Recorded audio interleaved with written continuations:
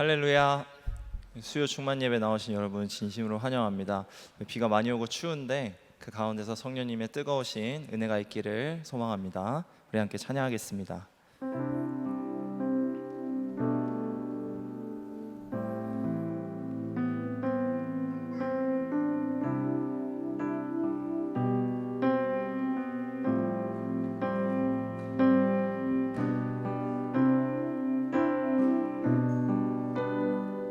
우리 삶의 가장 귀한 것 대신 예수의 이름을 우리 함께 찬양합니다. 내 안에 가장 귀한 것, 내 안에 가장 귀한 것, 예수를 알미라.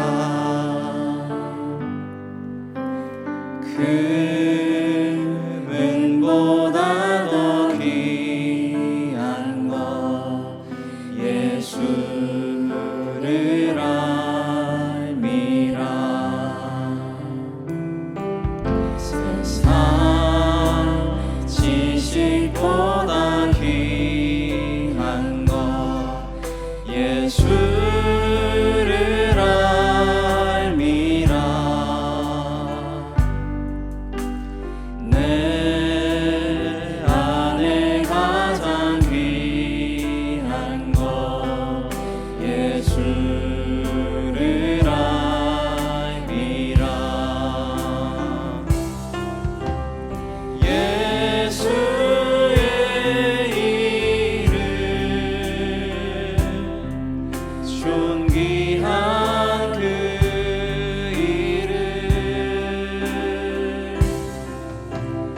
예수의 이름 능력의 그 우리 한 번 더 찬양하기 원합니다. 내 안에 가장 귀한 것, 내 안에 가장 귀한 것, 예수를 알미라.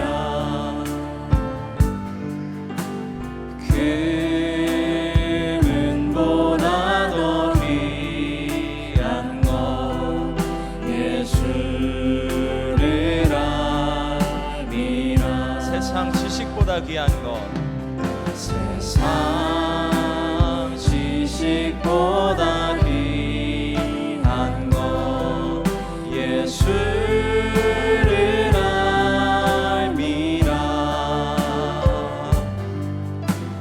내 안에 가장 귀한 것, 예수를 알미라.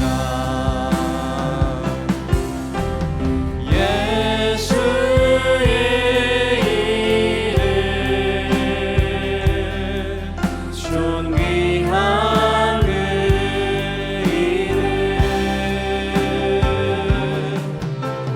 예수의 이름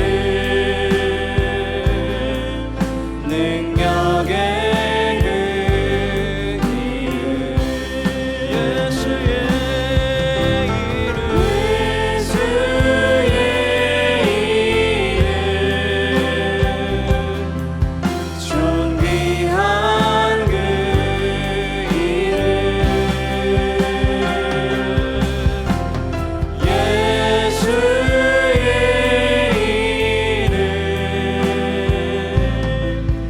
능력의 그 이름.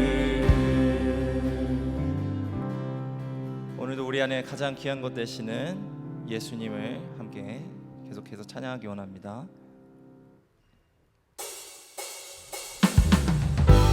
우리 계속 박수 치면서 함께 찬양하기 원합니다.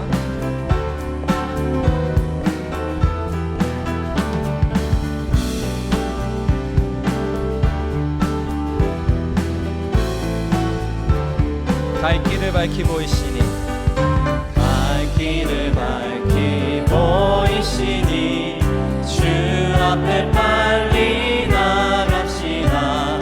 우리를 찾는 구주 예수 고백할까요? 갈 길을 밝히 보이시니 주 앞에 빨리 나갑시다. 우리를 찾는 구주 예수 곧 오라시네. 죄악 벗으리 영혼은 기뻐 뛰며 주를 보겠네. 하늘에 계신 주 예수를 영원히 우리를 오라 하시는 말, 우리를 오라 하시는 말 기쁘게 듣고 순종하세. 구주를 믿기 지체 말고 속속히 나. 네, 한 번 더 찬양합니다. 우리를 오라 하시는 말, 우리를 오라 하시는 말 기쁘게 듣고 순종하세. 아멘. 구주를 믿기 지체 말고 속속히 나가세. 죄악 벗으리 영혼은 기뻐 뛰며 주를 보겠네. 하늘에 계신 주 예수를 영원히 섬기리. 죄악 벗으리 영혼은 기뻐 뛰며 주를 보겠네. 하늘에 계신 주 예수를. 우리 3절로 같이 고백하기 원합니다. 주 오늘 여기 계시오니, 주 오늘 여기 계시오니 다 와서 주의 말씀 듣세.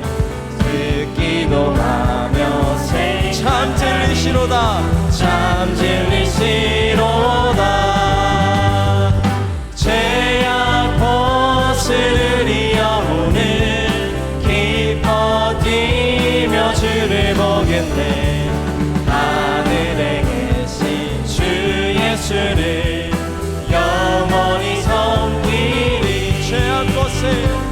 죄악 벗으리 영혼은 기뻐 뛰며 주를 보겠네.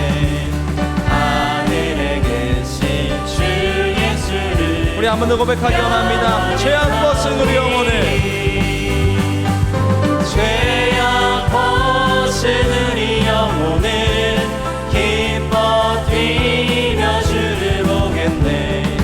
하늘에 계신 주 예수를 영원히. 우리 계속해서 찬양하기 원합니다. 오늘도 우리의 기쁨 되시고 우리의 소망 되시는 그 주님의 이름을 함께 찬양하기 원합니다.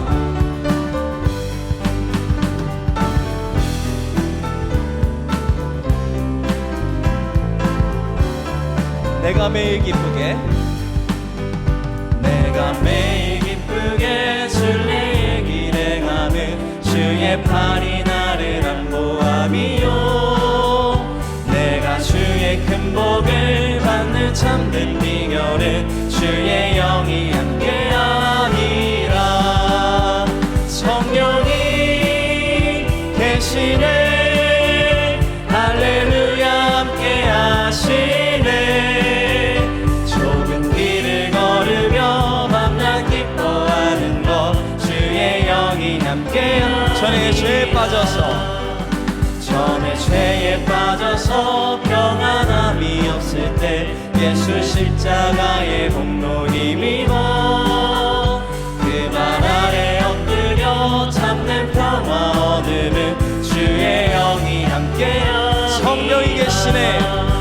성령이 계시네. 할렐루야 함께하시네. 좁은 길을 걸으며 밤낮 기뻐하는 것. 우리 3절로 같이 고백하기 원합니다. 나와 동행하시고 모든 염려하시니 나는 숲의 새와 같이 기쁘다. 내가 기쁜 마음으로 주의 영이 함께 하십니다. 주의 영이 함께 함이라. 4절로 고백합니다. 세상 모든 모든 욕망과 나의 모든 정욕을 십자가에 이미 못을 박았네. 아멘. 어두운 밤이 지나고 무거운 짐 벗으니 주의 영이 함께하니 성령이 계시네. 성령이 계시네. 할렐루야 할렐루야 함께하시네. 좁은 길을 걸으며 밤낮 기뻐하는 것 주의 영이 함께. 오늘 이 시간에 성령이 함께 계십니다. 성령이 계시네. 할렐루야 함께 하시네. 좁은 길을 걸으며 밤낮 기뻐하는 것 주의 영이 함께 하시네. 성령이 계시네. 성령이 계시네. 할렐루야 함께 하시네. 좁은 길을 걸으며 밤낮 기뻐하는 우리도 이 시간 함께 하시는 그 성령 하나님을 찬양 원합니다. 성령이 계시네. 성령이 계시네. 할렐루야 함께 하시네. 좁은 길을 걸으며 밤낮 기뻐하는 것. 우리 마지막 한 번 더 고백하기 원합니다. 성령이 계시네.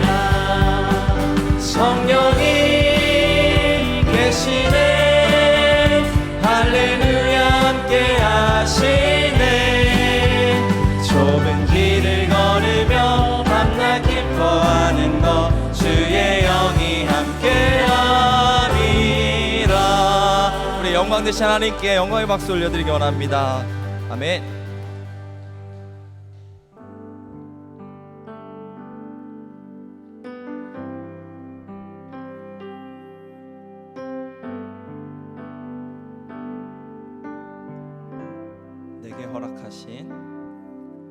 내게 허락하신 시련을 통해 나의 믿음 더욱 강하게 자라나고 험한 산과 골짜기 지나는 동안 주께 더 가까이 나를 이끄시네. 내가 겪는 시험이 어렵고 힘겨워도 내 주님보다 크지 않네. 내 앞에 바다가 갈라지지 않으면 주가 나로 바다 위 걷게 하리. 나는 믿네. 주의 능력으로 내 삶 새롭게 되리. 나는 믿네. 주의 능력으로 담대히 나가리라.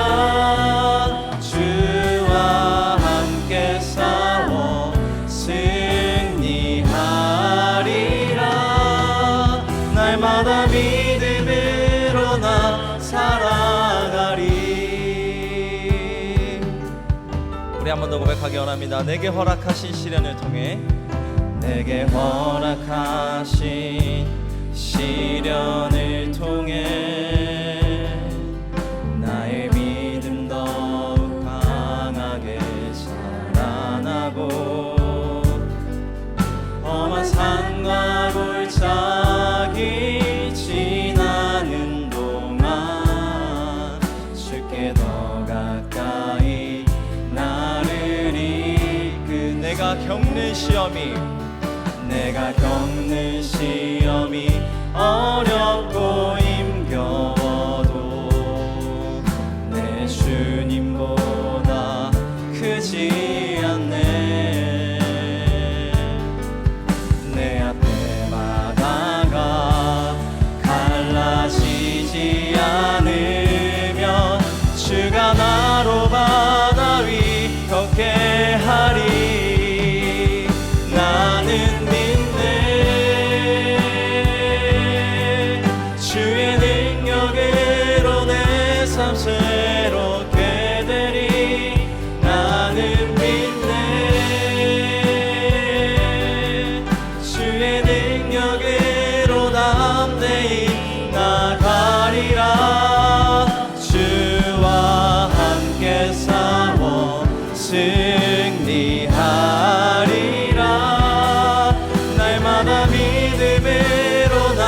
살아. 나는 믿네, 나는 믿네. 주의 능력으로 내 삶 새롭게 되리. 나는 믿네.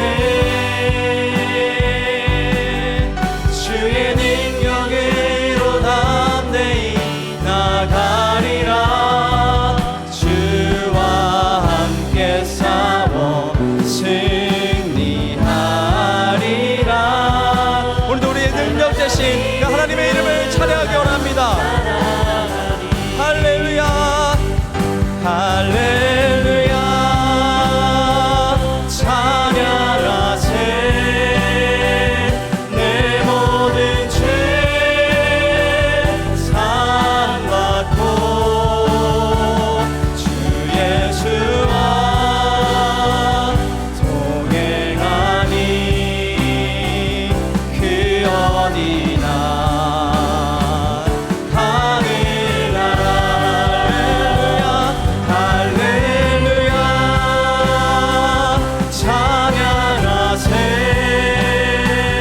내 모든 죄 사함받고 주 예수와 동행하니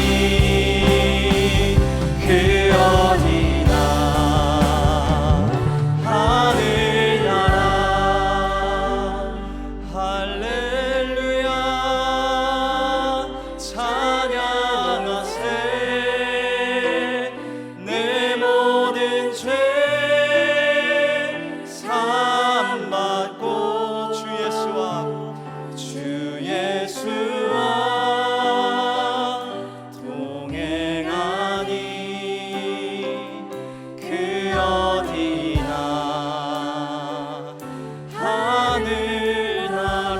하늘나라. 우리 시간 예수 그리스도를 믿음으로 말미암아 우리의 모든 죄를 사하시고 날마다 하나님과 동행하게 하시는 그 은혜가 오늘도 우리 가운데 있기를 소망합니다. 이 시간 기도할 때 우리가 교만하게 행하지 않도록 도와주시고 오직 하나님의 능력만 의지하게 하시고 세상의 우상들이 아닌 오직 말씀만 붙들고 살아갈 수 있게 해달라고 기도하시고 마지막으로 말씀 전하시는 목사님에게 성령으로 기름 부어달라고 우리 시간 함께 합심으로 기도하겠습니다.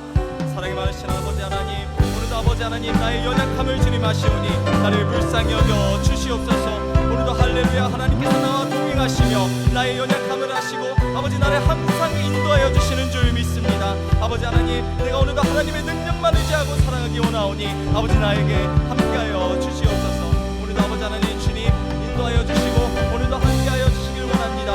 오늘도 세상의 우상이 아닌 오직 말씀만 붙들고 살아가는 아버지 하나님 우리의 인생이 될 수 있도록 아버지 하나님 인도하여 주시옵소서. 아버지 하나님 우리의 연약한 삶을 가운데 아버지 하나님 주님 함께하여 주시고 주님 아버지 하나님 오늘도 아버지 하나님 우리의 삶 속에 아버지 하나님 크신 은혜와 영광을 허락하여 주시옵소서. 아버지 하나님 우리를 인도하시는 아버지 하나님 그 크신 은혜가 아버지 하나님 우리의 삶 가운데 아버지 예배 가운데 있기를 소망합니다. 아버지 하나님 주님 영광 받아주시고 오늘도 말씀 듣는 가운데 주님 볼로 영광 받아주시옵소서. 아버지 하나님 우리의 연약함 아버지 하나님 오늘도 치유하여 주시고 아버지 하나님 인도하여 주시고 아버지 하나님 인도하여 주시옵소서. 아버지 하나님 오늘도 아버지 하나님 오늘도 가운데 아버지 하나님 인도를 기원합니다. 주님 아버지 함께하여 주시옵소서. 아버지 하나님 주님 아버지 하나님 함께하여 주시옵소서. 오늘도 아버지 하나님 함께하여 주시고 오늘도 함께하여 주시옵소서. 아버지 하나님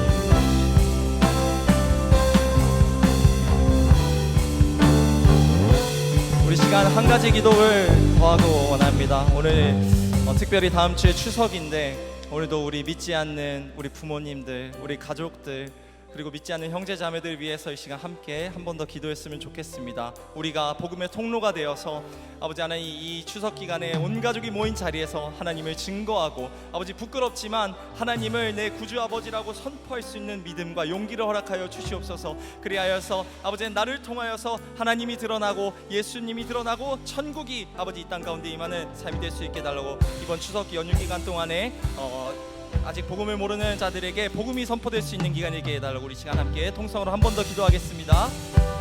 아버지 하나님 우리의 연약함을 주님 아시오니 아버지 우리의 용기를 허락하여 주시고 아버지 우리에게 힘을 허락하여 주셔서 아버지 하나님 아직도 하나님을 알지 못하는 우리 어머니 아버님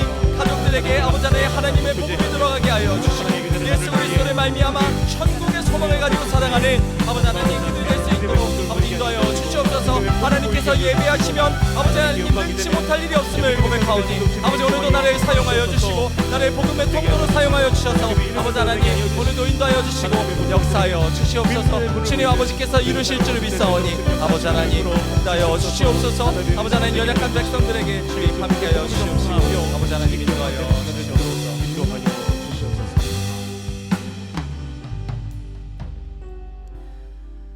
우리를 사랑하시는 하나님 아버지, 오늘도 우리의 참목자 되시는 주님을 예배할 수 있도록 은혜 베풀어 주셔서 감사합니다.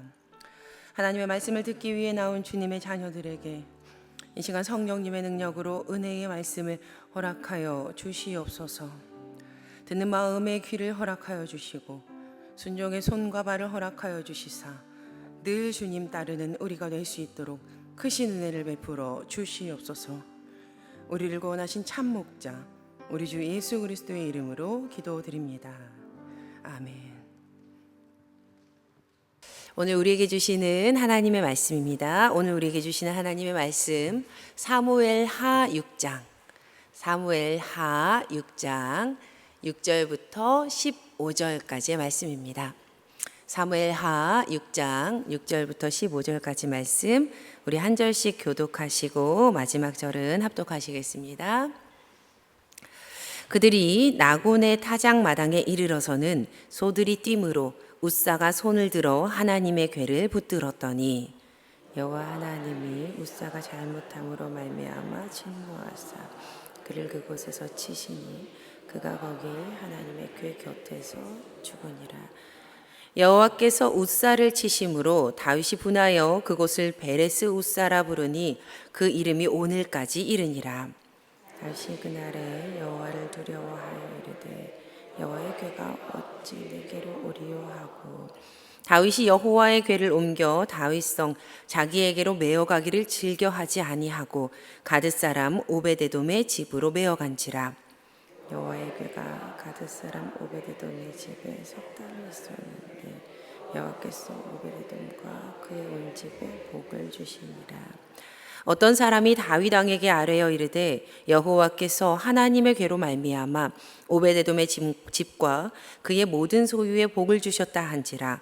다윗이 가서 하나님의 궤를 기쁨으로 메고 오베데돔의 집에서 다윗성으로 올라갈세. 여호와의 궤를 맨 사람들이 여섯 걸음을 가며 다윗이 좋아하진 송아지로 제사를 드리고 다윗이 여호와 앞에서 힘을 다하여 춤을 추는데 그때에 다윗이 배 에봇을 입었더라. 다윗과 온 이스라엘 족속이 즐거이 환호하며 나팔을 불고 여호와의 궤를 메어 오니라.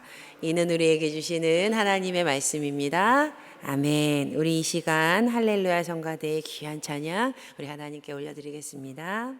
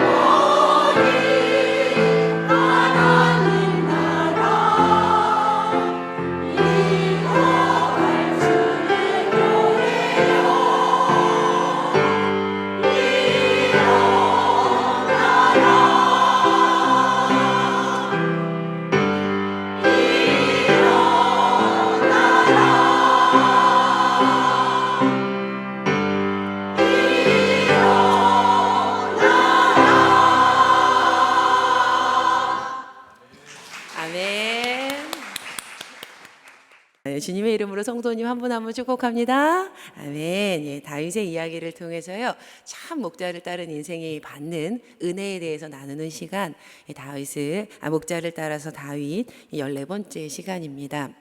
오늘도 목자를 따른 그 다윗의 인생에 허락하신 하나님의 은혜가 우리의 은혜 될 줄 믿습니다. 아멘. 오늘은요, 선줄로 생각하는 자는 넘어질까 조심하라 라는 제목으로 함께 말씀 나누어 보겠습니다. 저는 어린 시절에 책 읽기를 참 좋아했어요. 매일 밤마다, 진짜 제가 아동기 시절에는 정말 매일 밤마다 어머니랑 막 그 실랑이를 벌였는데, 매일 밤마다 우리 어머니께서는요, 제 방으로 오셔서 불 끌 거야, 이제 책 그만 보고 빨리 자, 눈 나빠져, 이 얘기를 늘 하셨어요. 불 끌 거야, 책 그만 보고 빨리 자, 눈 나빠져. 눈 나빠질까 봐 그 말씀을 하셨어요. 그리고 그때 제가 2층 침대를 썼거든요, 동생이랑. 침대에 눕는 것까지 확인하신 후에 불을 끄고 이렇게 나가셨습니다. 그러면 저는 동생이 있는데도 몰래 다시 일어나서 조용히 불을 켜고, 그 마저 읽었던 책을 다 읽었거든요. 특별히 저는요, 어렸을 때 행복하게 끝나는 이야기의 책을 너무 좋아했습니다. 그런 책을 굉장히 많이 봤어요. 행복하게 끝나는 이야기. 어린이들이 읽는 책은 대체로 이제 이렇게 끝나잖아요. 제가 봤던 많은 책들, 행복한 이야기들의 책은 거의 끝이 이렇게 끝났어요. 그 후로 행복하게 오래오래 살았더래요. 네. 그 후로 행복하게 오래오래 살았더래요. 왕자를 만난 공주는 그 후로 오래오래 영원히 행복하게 살고요. 가족을 다시 만나게 된 후에 그 이후로 오래오래 행복이 지속이 됩니다. 꿈을 이룬 그 사람은 그 이후로 오래오래 행복한 삶을 살지요. 저는 어린 시절에요, 이렇게 그 행복한 이야기의 책을 많이 보면서 이런 이야기 끝에 덩달아서 행복한 마음으로 책장을 덮고 그것을 굳게 믿고 잠에 들었습니다. 그런데 어른이 되어 보니까요, 절대로 거기서 끝나는 것이 아님을 알게 되더라고요. 성도님들, 진짜는 언제부터 시작입니까? 진짜는 언제부터 시작이에요? 네, 결혼을 한 후부터, 사업이 확장된 후부터, 원하는 일을 시작하게 된 후부터, 그때부터가 진짜 시작입니다. 그때부터가 진짜 본 게임이에요. 본 게임. 다윗의 인생에요, 본 게임이 시작되었어요. 다윗이 왕이 되었더래요. 그 후로 행복하게 오래오래 살았습니다가 아니었어요. 그 이후부터 본 게임이 시작됩니다. 사무엘하 5장 3절의 말씀. 이에 이스라엘 모든 장로가 헤브론에 이르러 왕에게 나아오매 다윗 왕이 헤브론에서 여호와 앞에 그들과 언약을 맺음에 그들이 다윗에게 기름을 부어 이스라엘 왕으로 삼으니라. 드디어 다윗이 온 이스라엘의 왕이 되었습니다.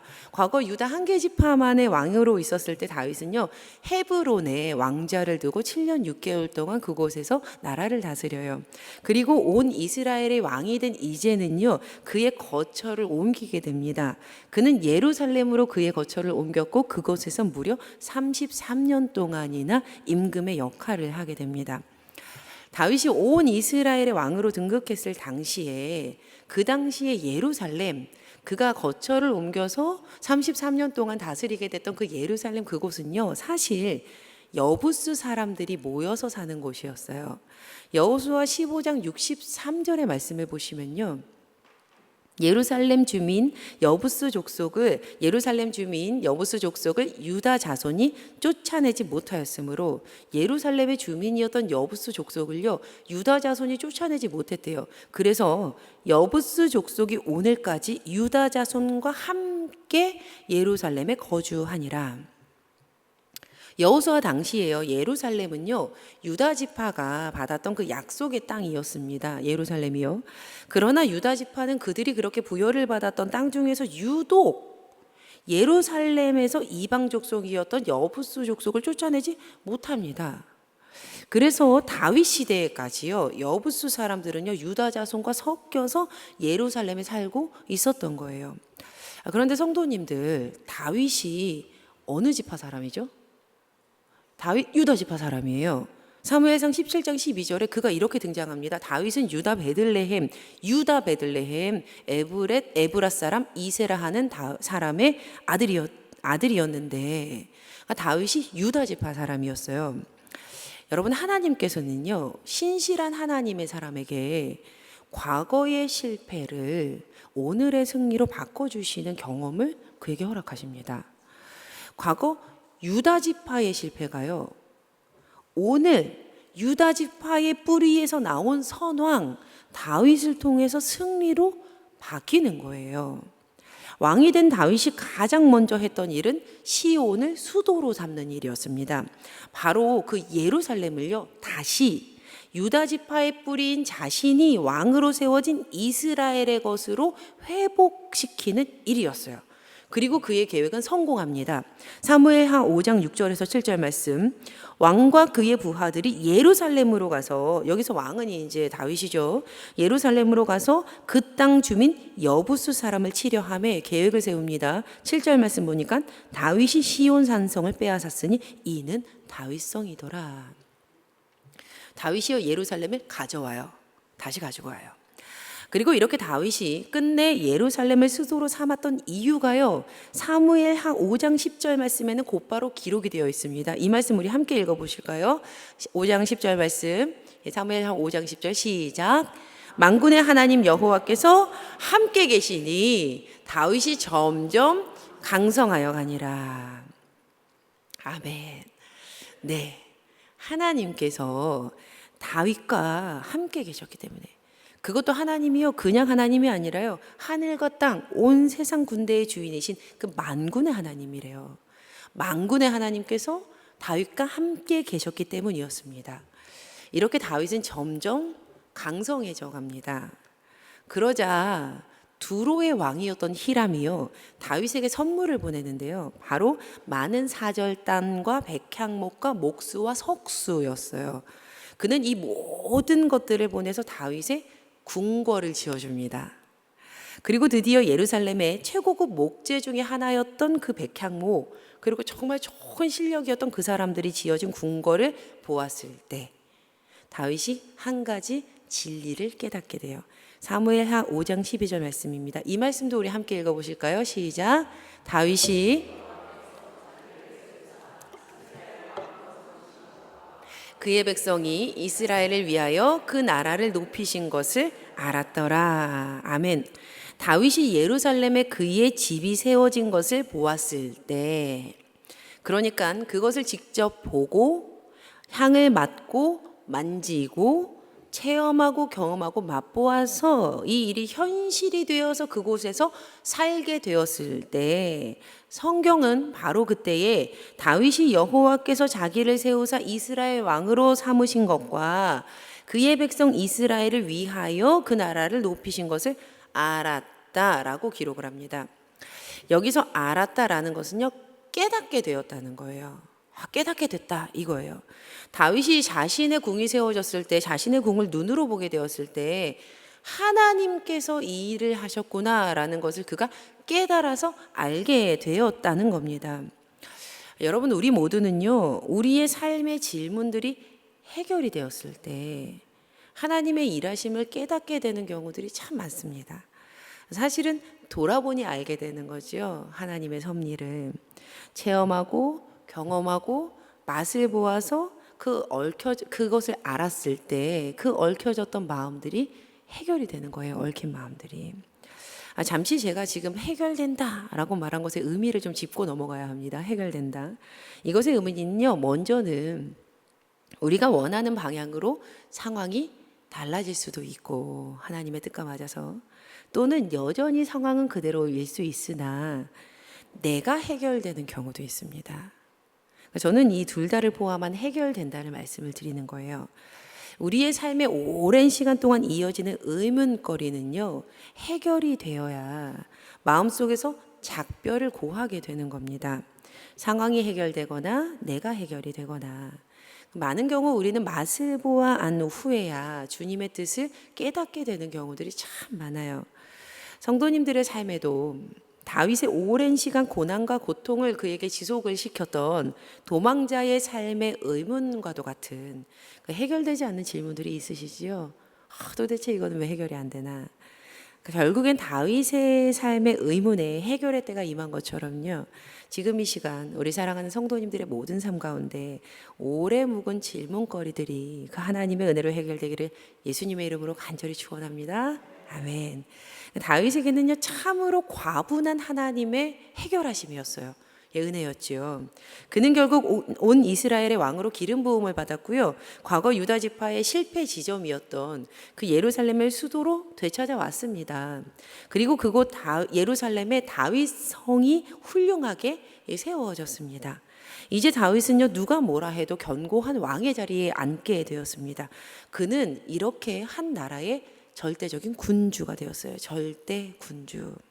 그러자 다윗은 그의 마음속에 오랫동안 갈망하고 있었던 그 오랫동안 갈망으로 남아있었던 그 일을 행하기로 결심합니다. 그 일은요 바로 하나님의 궤를 예루살렘으로 옮겨오는 것이었어요. 역대상 13장 3절에서 4절 말씀입니다. 우리가 우리 하나님의 궤를 우리에게로 옮겨오자 다윗이 말하는 거예요. 사울 때에는 우리가 궤 앞에서 묻지 아니하였느니라 하매 뭇백성의 눈에 이 일을 좋게 여김으로 온 회중이 그대로 행하겠다 한지라. 다윗의 말에 온 백성들도 동의합니다. 그렇게 다윗성으로 하나님의 궤를 옮겨오는 중대한 과업이 시작이 되었습니다. 이 하나님의 궤는요 출애굽 당시에 그 광야 생활을 할 당시에 제작이 된 겁니다. 하나님께서 직접 하나님의 궤, 언약궤, 증거궤, 법궤라고 성경에는 이제 번역되어 있거든요. 하나님의 궤, 언약궤, 증거궤, 법궤. 하나님께서는 하나님의 궤를 어떻게 제작해야 하는지 직접 세밀하게 말씀을 하셨고요. 출애굽의 리더였던 모세는 그 하나님의 말씀을 곧장 따라서 그대로 제작합니다. 지금 보시는 사진은 그 하나님의 궤를 재현해 놓은 모형인데요. 그 하나님의 궤는요. 조각목 즉 아카시아 나무로 만든 이 상자 모양의 그 밑에 상자 있죠? 순금을 덧입혀서 제작이 됩니다. 순금이 많이 들어가니까 무게가 꽤 무거웠을 거예요. 꽤 무거운 무게를 가지고 있어요. 그런데 이 궤 안에도 굉장히 무거운 물건이 들어있는데 바로 십계명 돌판입니다. 십계명 돌판, 아론의 쌍난 지팡이가 이 안에 들어있었어요. 보시는 것처럼 궤의 윗부분에 두 그룹이 서로 이렇게 마주보고 있지요. 그리고 바로 이 두 그룹 사이에서 하나님께서는 모세를 만나 주시겠다. 그리고 말씀하시겠다라고 약속을 하십니다. 그래서 이 하나님의 궤에 중요한 의미가 있는데 바로 하나님의 임재예요. 하나님의 임재. 또 특별히 궤의 양옆을 좀 보시겠어요? 궤의 양옆 밑에 부분에 뭐가 있나요? 두 개의 막대기가 있어요. 두 개의 막대기. 그 두 개의 막대기가 끼어 있는데요. 바로 운반을 위한 것이었습니다. 운반을 위한 것. 궤에 운반용 막대기가 달려 있다는 것은 이런 의미였어요. 하나님의 궤는 사람이 들고 날아야 한다. 사람이 들고 날아야 한다는 거예요. 아무리 무거워도 들고 가다가 정말 힘들어도 하나님의 궤는 그 일을 위해 부름받은 그 사람이 직접 어깨에 메고 가야 했습니다. 이 일은 하나님의 자녀들에게 굉장히 중요한 일이었어요. 그래서 하나님께서 직접 이 일을 할 자손을 지명하십니다. 너야 하고 지명을 하세요. 민수기 4장 15절의 말씀입니다. 진영을 떠날 때에 아론과 그의 아들들이 성소와 성소의 모든 기구 덮는 일을 마치거든 고핫 자손들이 와서 맬 것이니라. 그러나 성물은 만지지 말라. 그들이 죽으리라.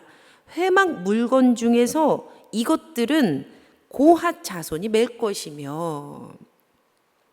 이 일을 담당할 사람들은요 레위 지파에 속한 고핫 자손들이었습니다. 그리고 말씀을 자세히 보시면요 이 일이 그들이 반드시 이 일을 할 때 반드시 지켜야 하는 중요한 지침이 한 가지 기록이 되어 있었어요. 다시 한번 말씀 보시겠어요? 그러나 성물은 만지지 말라. 그들이 죽으리라. 어깨에만 메어야 되는 거예요. 성물은 절대 만지지 마. 그들이 죽을 거야. 그 일은 바로 절대로 성물은 손으로 만져서 안 되는 것이었습니다. 만져서는 안 되는 거예요. 왜요? 바로 이것이 하나님께서 임재하시는 하나님의 임재를 의미하는 것이었기 때문입니다. 바로 이것이 거룩한 하나님께서 지정하신 선, 절대로 사람이 넘어서는 안 되는 선, 그 하나님의 영역이었어요. 그런데 다윗은요, 이 사실을 몰랐던 것 같아요. 다윗이. 그가 궤를 옮길 고앗 자손을 준비시킨 것이 아니고요, 수레를 준비하거든요. 수레를. 여러분, 지금 다윗은요, 오랜 시간 고대하던 일을 하고 있습니다. 그는 믿음의 사람이었어요. 그리고 이제 그는요, 그냥 단순히 한 개의 지파의 왕이 아니라 온 이스라엘의 왕이었어요. 그렇게 절대 군주가 된 왕인 그가 준비한 것은 절대로 허름한 수레가 아니었을 겁니다. 대충 하진 않았을 거예요. 다윗은 나름의 온 정성을 다해서 새 수레를 준비합니다. 새로운 수레. 사무엘하 6장 3절 말씀, 그들이 하나님의 궤를 새 수레에 싣고 산에 있는 아비나답의 집에서 나오는데, 아비나답의 아들 우사와 아효가 그 새 수레를 모으니라. 이렇게 마음을 다해서 나름의 방법으로 다윗이 하나님의 궤를 옮겨오려고 했습니다만, 사실은 이 모든 일들은 하나님께서 명령하신 율법에 위배되는 행동이었습니다. 민수기 4장 15절 말씀, 고핫 자손들이 와서 맬 것이니라. 그런데 여기서 잠깐 우리가 궁금한 점이 하나 생겨요. 왜? 도대체 왜 하나님의 궤가 개인의 집에서, 그 개인 한 사람 아비나답의 집에서 보관이 되어 있었던 걸까? 개인이 가지고 있는 거예요. 하나님의 궤를. 이스라엘의 전체를 위해서 하나님 지으셨는데, 과거의 사무엘상 4장을 보시면요, 다윗에게 왕으로 기름을 부었던 그 사무엘이라는 선지자 있죠. 사무엘이 자라던 시절에 있었던 일이 기록이 되어 있습니다. 그 당시는 하나님의 말씀이 들리지 않는 시대였어요. 이 말인즉슨 이스라엘이 하나님을 떠나 살고 있었다라는 의미입니다. 바로 이때에 이스라엘이 블레셋과의 전투를 벌이게 됩니다. 어디와의 전투를 벌였다고요? 블레셋과의. 이스라엘은요, 하나님의 임재의 상징이었던 이 언약궤가 자신들의 그 진영으로 가지고 오면 분명히 전투에서 승리할 것이라고 생각을 해요. 그래서 그들은 오롯이 자신들의 이득을 위해서 하나님의 궤를 이용하려고 합니다. 그리고 실제로 하나님의 궤를 이용해요. 그들이 하나님의 궤를 이스라엘의 진영으로 가지고 오게 되는데, 그런데 이렇게 이스라엘의 진영으로 하나님의 궤를 가지고 왔음에도 불구하고 그들은 전쟁에서 패하게 됩니다. 그런데 당시 전쟁의 승리에는요, 그들이 숭배하던 신의 승리로 여겨지고 있었거든요. 그들이 전쟁에 패하면서 하나님의 언약궤를 블레셋에게 빼앗기게 됩니다. 여러분, 블레셋이 이겼어요. 자, 그렇다면 그들의 신 다곤이 이 하나님을 이겼다는 의미가 돼요. 그러니까 지금 블레셋이 아주 신이 났어요. 100% 그들만의 해석으로 하나님을 다곤이 눌러버린 거거든요. 그래서 하나님의 궤를 다곤 신전에다가 갖다가 둡니다. 그러니까 하나님을 잡아둔 거예요. 볼모로 잡아뒀어요. 그러나 하나님께서는 가만히 계시지 않으셨죠. 하나님은 그 궤 안에 갇혀 있는 분이 아니시기 때문이었어요. 하나님은요, 아무리 하나님께서 선택하신 선민, 그 민족 이스라엘이어도요, 또 블레셋 사람에게도 절대로 이용당하지 않는 분이시거든요. 하나님은 그런 분이 아니세요. 다음 날 다곤 신상은 하나님의 궤 앞에 엎어져서 얼굴을 쳐박고 있었습니다. 그래서 그들이 막 다급한 마음에 그걸 보고요, 다곤을 일으켜 세워줬어요. 그래서 이 장면 너무 웃긴데, 사람이 신을 도와준 거예요. 또 사람이 신을 도와줘요. 이렇게 세웠어요. 하지만 그 다음날 더 난리가 났습니다. 다곤이 또 다시 하나님의 궤 앞에 엎어져서 땅바닥에 뒹굴고 있는데, 이제는 더 큰일 났어요. 신상의 머리와 두 팔목이 분질러져 가지고 막 나뒹굴어 있고 막 몸통만 그대로 남아 있는 거예요. 이 모습을 본 블레셋이요 막 두려움에 떱니다. 그래서 하나님의 괴를 아스돗에 보내버려요. 아스돗에. 하나님의 괴를 받은 그 아스돗도 난리가 나는데 그 지역에 하나님께서 보내신 독한 종기 재앙이 일어나서 망하게 된 거예요. 지역이 망해요. 이게 큰일 났어요. 그래서 그들이 아스돗 사람들이 블레셋 사람들과 함께 모여서 수를 씁니다. 이제 그들이 에그론으로 하나님의 괴를 보내버려요. 그런데 여러분, 소문을 다 들은 그 에그론 사람들이 어땠을까요? 그 사람들이요 막 울부짖으면서 거절을 해요. 여전히 계속되는 하나님의 심판의 손은 계속 엄중하게 계속되거든요. 그 재앙이. 이렇게 심판 가운데 하나님의 괴는 블레셋에 7개월 동안 머물게 됩니다. 결국 이 고통을 이겨내지 못한 블레셋 사람들이 하나님의 괴를 벳세메스로 보냈고, 벳세메스도 심판을 받아요. 심판받은 벳세메스도 괴를 기럇 여아림으로 보내버립니다. 그리고 이렇게 오랜 시간 끝에 결국엔 아비나답의 집에서 하나님의 괴가 머물게 됩니다.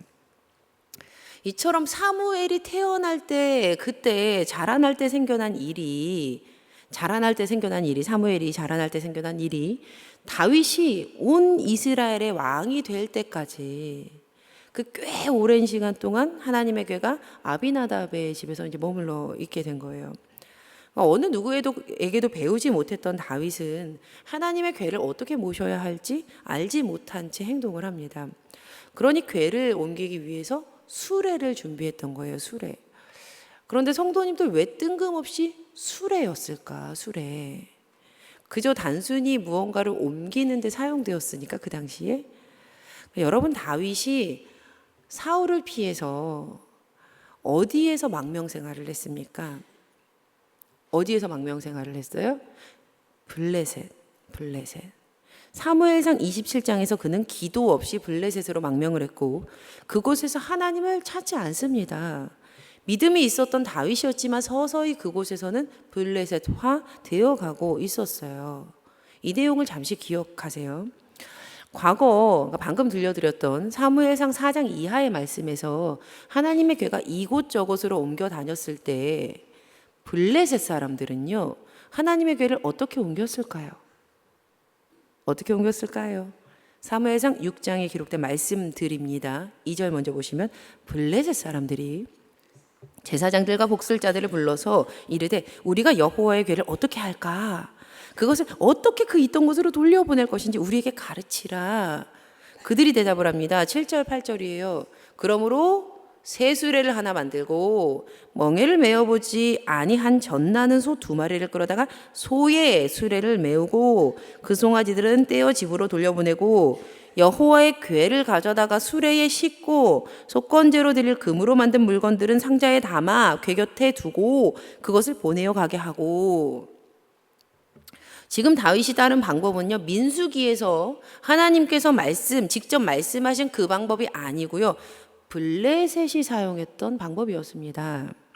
새 수레의 궤를 싣고 사람이 아니라 고앗 자손이 아니라 소가 수레를 끌고. 어떻게 다윗이 이 방법을 배웠는지 어디서 방법을 들었는지 성경은 말하지 않고 있어요. 서로 연관되어 있다고도 하지도 않아요. 제가 성경을 보면서 연구한 거예요. 하지만 이상하리만큼 똑같지 않습니까? 이상해요. 저는 이 부분이 참으로 놀랍습니다. 그래서 저는 이렇게 생각할 수밖에 없었어요. 과거 자기 자신도 알지 못하는 사이에 서서히 블레셋화 되었던 그에게 남아있던 잔재구나. 그 잔재가 남아있던 것 아닌가. 지금 다윗은요 새로운 시대의 새로운 왕이 되었습니다. 그것도요 오롯이 하나님의 은혜로요. 예루살렘에 다윗의 궁정이 세워졌을 때 그가 깨달았잖아요. 그리고 외치잖아요. 아, 모든 일을 하나님께서 하셨구나. 하나님의 은혜임을 그가 깨닫잖아요. 새 술은 새 부대에 부어야 마땅한 이때에 그가 처음으로 하나님을 위해서 한 일이, 그 사랑하는 하나님을 위해서 한 그 일이 하나님의 방법이 아니라 블레셋의 방법과 유사하다니요. 남아있는 잔재가 있다니요. 고린도전서 10장 12절의 말씀, 그런즉 선줄로 생각하는 자는 넘어질까 조심하라. 세상 어느 누가 봐도요 지금 다윗은 이때에 꼿꼿하게 서 있게 된 사람이었습니다. 그러나 이렇게 중요한 이때에 사실 그는요 금방이라도 넘어질 것처럼 휘청거리는 다리를 가지고 있었던 거예요. 수레에 실은 하나님의 궤가 나곤의 타작 마당에 이르게 되었을 때 소들이 날뛰기 시작합니다. 그러자 웃사가 자신의 손으로 하나님의 궤를 붙들어 버려요. 사무엘하 6장 6절 그들이 나곤의 타작 마당에 이르러서는 소들이 뛰므로 웃사가 손을 들어 하나님의 궤를 붙들었더니 민수기 4장 15절 말씀 그러나 성물은 만지지 말라 그들이 죽으리라. 넘어서지 말아야 할 하나님의 영역이었어요. 하나님의 선이었어요. 절대 하지 말아야 될 일. 하지만 웃사는 하나님의 선을 넘어서 하나님을 도와줍니다. 마치 넘어진 다곤을요 블레셋 사람들이 일으켜 세워서 도와준 것처럼 말이에요. 하나님을 도와준 거예요. 웃사는 하나님께서 하나님의 뜻대로 하나님의 일을 하시려는 것을 막아섰던 사람이었던 거예요. 그는 선을 넘었던 사람이었던 거예요. 마치 사울처럼 말이에요. 사울처럼. 결국 웃사 그는 죽음을 맞이합니다. 그리고 다윗 또한 승승장구하던 왕의 길 가운데 넘어질 위험에 다시금 처하게 되었습니다. 오늘 본문 말씀입니다. 사무엘하 6장 7절에서 10절 말씀 우리 함께 읽어보실까요? 시작. 여호와 하나님이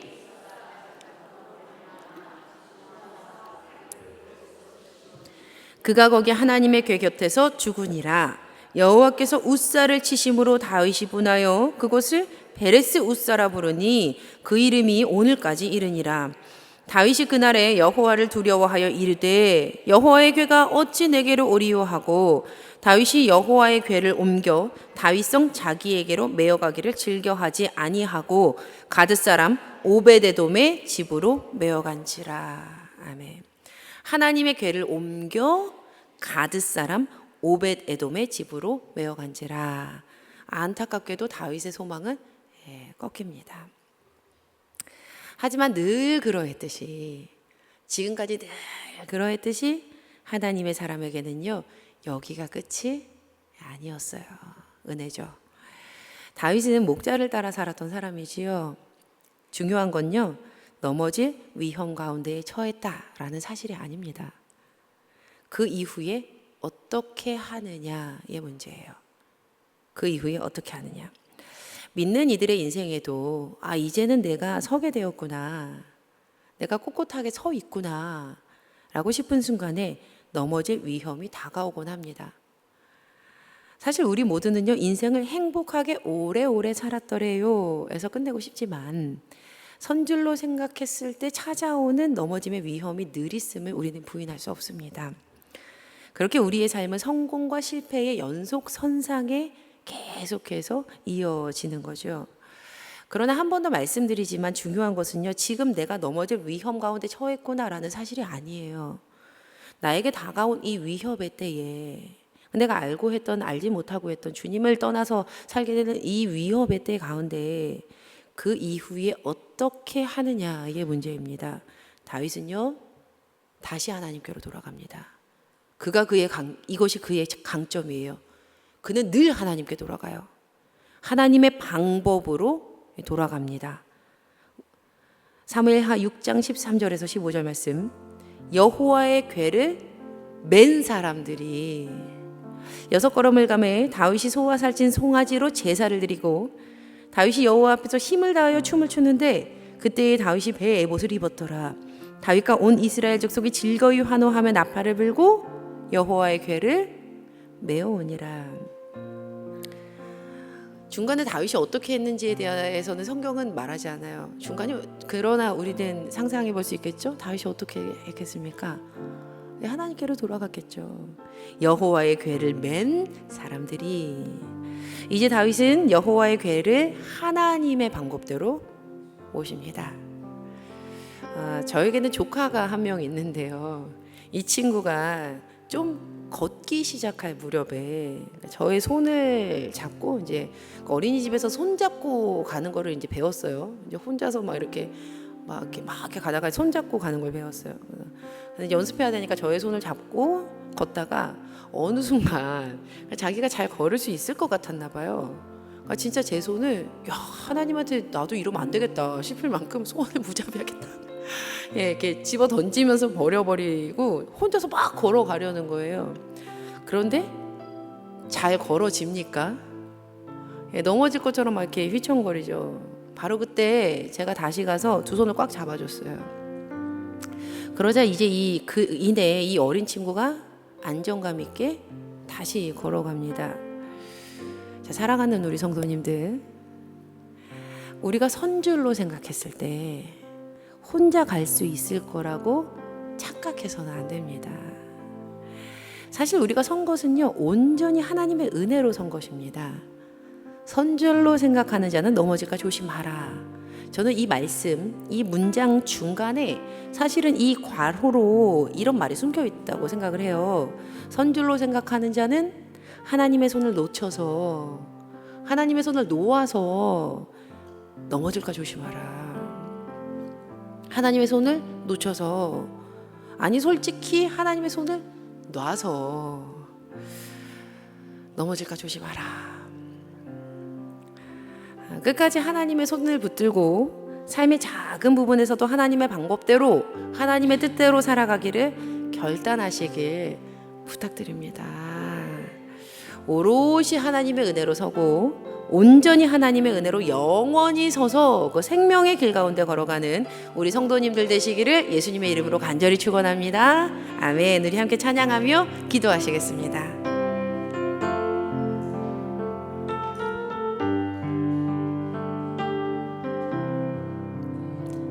여호와 나의 목자, 여호와 나의 목자, 내게 부족 없네. 푸르른 초장 위에 나의 몸 누이시네. 선한 목자, 오 나의 목자여. 생수가 넘치는 곳 나 인도하시네. 내 영혼 송생하며 자기 이름 위해 의의 길 인도하니 골짜기 두려움 없네. 선한 목자, 오 나의 목자여. 생수가 넘치는 곳 날 인도하. 선한 목자, 선한 목자, 오 나의 목자여. 생수가 넘치는 곳 날 인도하시네. 우리 이 시간 주신 말씀 붙들고 함께 기도하겠습니다. 우리는 하나님의 은혜로 여기까지 왔습니다. 할렐루야. 아멘. 그렇다면 하나님의 은혜로 영원히 주님 따라서 걸어가게 하여 주시옵소서. 주님 은혜로 섰을 때 영원히 주님의 손에 붙들려 온전히 주와 함께 서서 의의 길 가게 하여 주시옵소서. 오늘도 주신 말씀 붙들고 함께 합심하여 기도하시겠습니다. 하나님 아버지 고맙고 감사합니다. 주님 은혜를 허락하여 주셔서 오늘도 우리에게 하나님 말씀하셨습니다. 하나님, 우리가 여기까지 온 것 하나님의 은혜요, 여기 서서 주께 예배드리는 것 하나님의 은혜임을 고백합니다. 하나님, 여기까지 인도하셨으니 하나님 손 붙들고 영원토록 걸어갈 수 있는 은혜 또한 허락하여 주시옵소서. 하나님, 늘 주님 따르는 우리 되게 하여 주시고, 하나님 우리 가운데 남아있는 세상의 잔재들이 있다면 이 시간 온전히 정결하게 하여 주시고 깨끗하게 하여 주시사 영원히 주님의 손에 붙들려 서 있게 하여 주시옵소서. 주님 인도하여 주실 줄 믿습니다. 선한 목자 되시는 하나님 아버지, 오늘도 우리에게 귀한 말씀 허락해 주시니 감사합니다. 주님, 하나님의 은혜로 여기까지 왔습니다. 하나님의 은혜로 영원히 주님 따라 걸어가게 하여 주시옵소서. 은혜로 서 있을 때 주님의 손에 붙들리기를 간절히 소망하오니 주여 우리를 붙잡아 주시사 영원히 서서 주님 따라가게 하여 주시옵소서. 주님, 오늘도 기도의 제목을 담아드리는 모든 예물 가운데 하나님의 마음이 있는 곳에 아름답게 사용하여 주시고 각자 가장 좋은 것으로 기도에 응답하시는 하나님 만나게 하여 주시옵소서. 주님, 이 자리 가운데 연약하고 부족하여서 드리고 싶으나 드리지 못하는 안타까운 손길들이 있습니다. 불쌍히 여겨주셔서 그 손의 수고가 마르지 않는 샘을 되어 먹이시고 입히시는 하나님의 은혜의 통로 되게 하여 주시옵소서. 주님, 오늘도 주신 말씀 붙들고 삶으로 돌아가는 주님의 자녀들에게 온전히 주님과 서서 영원히 걸어가는 은혜의 기쁨을 맛보게 하여 주시옵소서. 이제는 우리 주 예수 그리스도의 은혜와 살아계신 하나님 아버지의 무한하신 사랑하심과 성령님의 감화감동 교통 인도하심의 기이한 은혜가 주님의 은혜 가운데 영원히 그 생명의 길 가운데 서서 주님과 함께 살아갈 우리 사랑하는 성도님들 위해, 우리 사랑하는 우리 교회와 이 지역과 나라와 온 세계 열방 가운데에 이제로부터 영원까지 함께 하시기를 우리의 참목자 되시는 주 예수 그리스도의 이름으로 간절히 축원하옵나이다. 아멘.